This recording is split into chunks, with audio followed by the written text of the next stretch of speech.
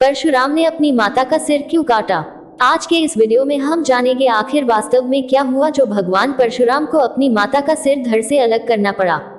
भगवान परशुराम स्वयं नारायण के छठे अवतार थे, जिन्हें आवेश अवतार भी कहा जाता है। इसी आवेश यानी क्रोधित स्वभाव तथा पितृभक्ति के कारण एक दिन उन्होंने अपनी ही माता का वध कर दिया था।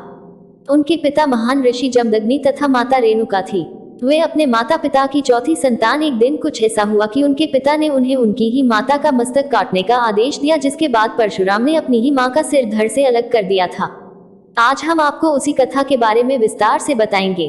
परशुराम ने अपनी माता का वध क्यों किया था? मां रेणुका का नदी में स्नान करने जाना।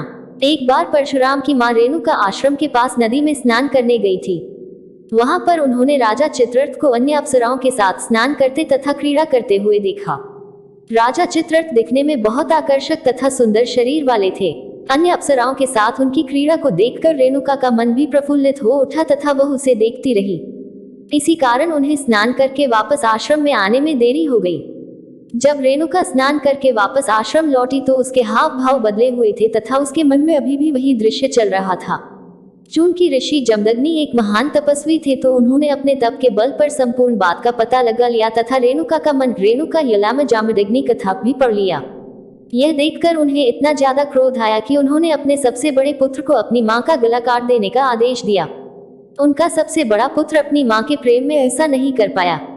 तब उन्होंने अपने दूसरे तथा तीसरे पुत्र को भी यही आदेश दिया, लेकिन वे भी ऐसा कर पाने में असक्षम थे। एक ओर मां की हत्या का पाप लगता तो दूसरी ओर पिता की आज्ञा की अवहेलना करने का पाप। यह एक धर्म संकट था, लेकिन उन्होंने मात्र हत्या करने से मना कर दिया। अपने पुत्रों के द्वारा स्वयं की ऐसी अवहेलना किए जाने पर ऋषि जमदग्नि को अत्यधिक क्रोध आ गया और उन्होंने अपने तीनों पुत्रों को श्राप दिया कि वे अपना विवेक, बुद्धि तथा सारा ज्ञान खो देंगे। परशुराम ने मानी अपने पिता की आज्ञा और काट दिया अपनी मां का मस्तक। पिता का आदेश मिलते ही परशुराम ने बिना देर किए एक पल में अपनी मां का सिर धड़ से अलग कर दिया। देखते ही उनकी मां निष्प्राण हो गई तथा लहू की धारा फूट पड़ी। यह देखकर परशुराम के पिता जमदग्नि अत्यधिक प्रसन्न हुए तथा परशुराम को स्नेहपूर्वक कोई वरदान मांगने को कहा। परशुराम ने समझदारी से काम लेते हुए अपने पिता से 3 वर मांगे।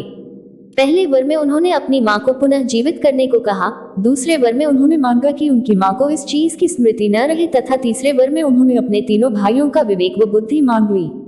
ऋषि जमदग्नि अपने पुत्र परशुराम की समझदारी से बहुत प्रसन्न हुए तथा उन्होंने उसे तीनों वर प्रदान कर दिए।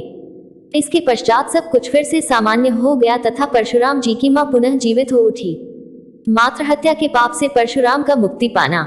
हालांकि भगवान परशुराम ने अपनी मां रेणुका को पुनः जीवित तो करवा लिया था, लेकिन उनके ऊपर मात्र हत्या का पाप लग चुका था।